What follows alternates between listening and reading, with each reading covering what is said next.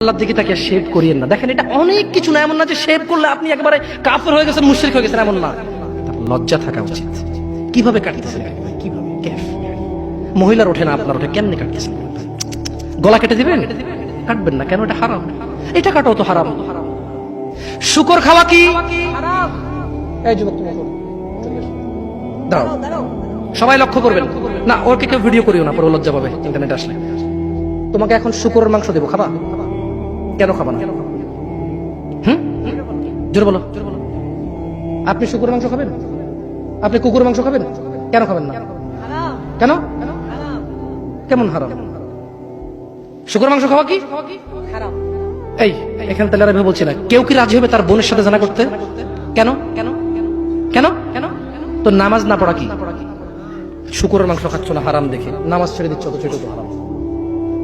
তার মানে তোমার যদি স্বাদ লাগতো আর তোমার বাপ মা যদি শুকরের মাংস খাইতে, তুমিও খাইতা, হারাম আর বাস্তা। তোমার বাপ নামাজ পড়ে না যুবক, তাই তুমি নামাজ পড়ো না। তোমার বাপে ভাত খায় তাই তুমি ভাত খাও, পাকিস্তানের রুটি খায় তাই ওরা রুটি খায়, চাইনিজরা এইভাবে লাঠি দিয়ে খায়, ওরা লাঠি দিয়ে খায়।